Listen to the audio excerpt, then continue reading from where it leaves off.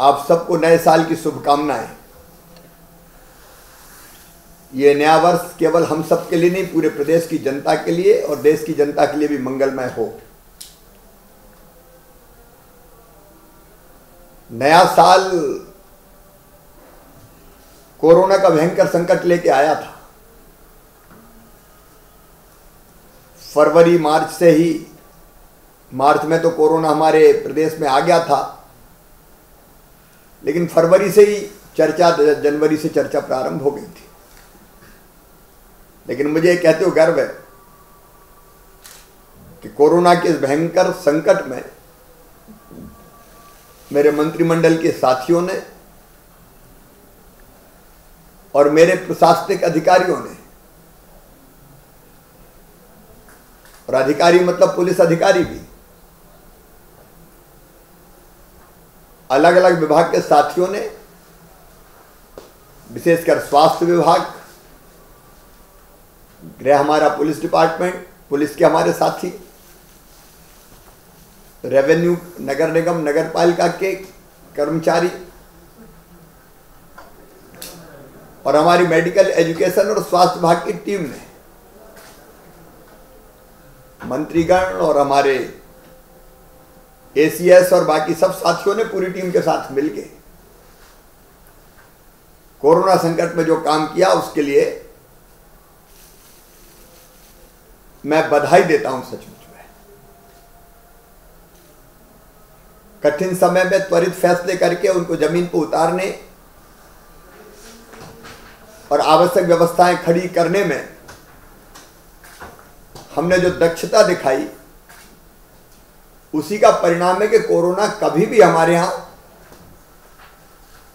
भयानक रूप नहीं ले पाया। एक दो बार जरूर ऐसे मौके आए थे जब मैं भी चिंतित हो गया था कि अब क्या होगा। अस्पताल भर रहे हैं, लेकिन स्थिति संभाल ली गई, व्यवस्थाएं खड़ी कर ली गई और अब तो कोरोना का ड्राई रन भी, ट्रायल का ड्राई रन शुरू हो गया। मुझे लगता है कि हम सब जुट के इस पर पूरी तरह से काबू पाएंगे। लेकिन नया साल अच्छी खबरें लेके आया है। जीएसटी कलेक्शन के बारे में हमने आज ही देखा, 1,15,000 करोड़ से ज्यादा का हुआ है। इस महीने अर्थव्यवस्था हमारी पिछले साल ध्वस्त हो गई थी, कई जरूरी काम रोकने की स्थितियां आई, लेकिन मुझे लगता है कि नया साल नई आशा और नई सकारात्मकता लेकर आया है। लेकिन कोरोना से हमको और प्रदेश की जनता को भी सतर्क रहने की जरूरत है। कोरोना एक चीज और सिखा गया, जीवन शैली बदलने की भी जरूरत है। व्यायाम हो, चाहे योग हो, चाहे प्राणायाम हो, चाहे खान पान हो, संतुलित जीवनचर्या, और इसका प्रारंभ हम अपने आप से ही करें। मित्रों, 9 माह में हमने और अनेकों उपलब्धियां हासिल की। आज उनकी मैं विस्तार से चर्चा नहीं कर रहा हूं। कोरोना संकट के दौरान गरीबों के खाते में पैसा भेजना, किसानों के खाते में पैसे भेजना, सामाजिक सुरक्षा पेंशन का पैसा हो, चाहे स्कूल के विद्यार्थियों को मिड डे मील का पैसा हो, चाहे रसोइयों का पैसा हो, चाहे भवन संनिर्माण कर्मकार मंडल के मजदूरों को पैसा हो। मुझे खुद आश्चर्य लगता है कि हमने कर कैसे लिया। जब अलग अलग हम खर्चे देखते हैं कि जो सुविधाएं दी, तो स्वयं आश्चर्य होता है कि ये चमत्कार से कम नहीं है। 1,29,00,000 मीट्रिक टन गेहूं की खरीदी कोरोना काल में अपने आप में चमत्कार थी। ये सारी उपलब्धियां हैं, मैं उस पर विस्तार में नहीं जा रहा, लेकिन सचमुच में मुख्यमंत्री के नाते मुझे संतोष है और आपने भी बेहतर काम किया है। इन सफलताओं पर हम गर्व तो कर सकते हैं, लेकिन संतुष्ट होकर नहीं बैठ सकते। अभी काम बहुत करना बाकी है और इसलिए बिना समय गवाए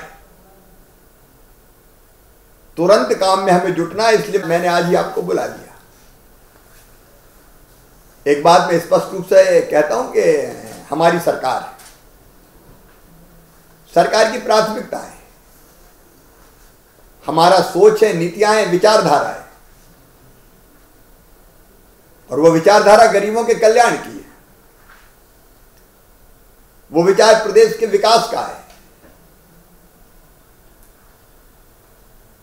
और कल्याण में भी सर्वांगीण कल्याण। और इसलिए नीति हम बनाएंगे, उन पे अमल आपको करना है पूरी दक्षता के साथ, पूरी प्रखरता के साथ। इस साल हम नए मापदंड स्थापित करें, अपनी कार्यशैली की, अपनी दक्षताओं के, और उनके माध्यम से अपनी उपलब्धियों के।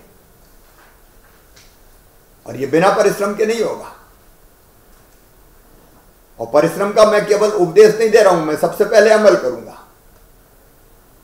मेरे मंत्री मित्र अमल करेंगे, और सारे प्रशासनिक अधिकारी अमल करें। कुछ सूत्र मेरे दिमाग में हैं, उनको आप नोट कर लें। जब मैंने मेरी विचारधारा की बात की तो पहला सूत्र है, जनता ही अपनी भगवान है। देखो, लोकतंत्र में तंत्र जन के लिए होता है, लोक के लिए होता है। हम अहंकार में डूब जाएं कि हम तो बड़े लोग हैं, तो हम अपने कर्तव्यों का ठीक से पालन नहीं करेंगे। मुख्यमंत्री, मंत्री और प्रशासनिक अधिकारी सब हैं जनता की सेवा के लिए, उसकी बेहतरी के लिए। और इसलिए मैं फिर साफ कहता हूं, अंतरात्मा से कहता हूं, मेरे लिए मेरी जनता ही भगवान है, और उसकी सेवा मेरे लिए भगवान की पूजा है।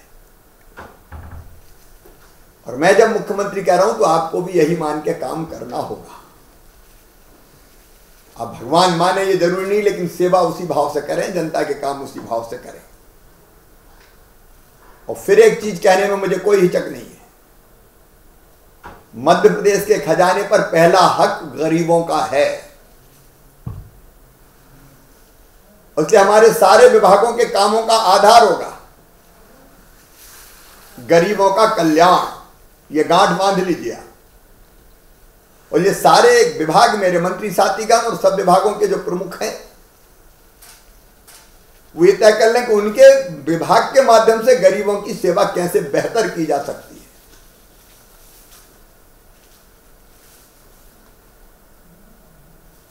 गरीबों का कल्याण सर्वोच्च प्राथमिकता। अब अलग अलग विभाग उनकी भलाई के, उनके कल्याण के, उनकी योजनाओं के संचालन के, उनको राहत देने के, मैं पुलिस के सबका काम है कि हम गरीबों का ध्यान रखें। किसान हमारा केंद्र बिंदु है। आखिर कोरोना काल में भी हमने अलग अलग योजनाओं और खरीदी के माध्यम से 82,000 करोड़ रुपया किसानों के खाते में डाले। आज ये चमत्कार लगता है, लेकिन हमने किया है।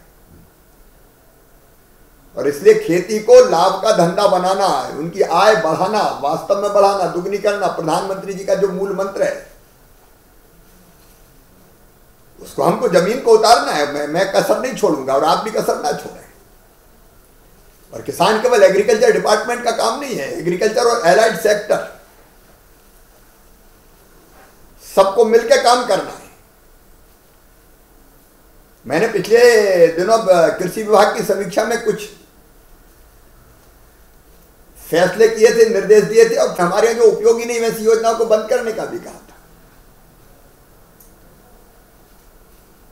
लेकिन उत्पादन बढ़ाना, उत्पादन की लागत घटाना, उत्पादन के ठीक दाम दिलाना, नुकसान हो जाए तो उसकी भरपाई करना,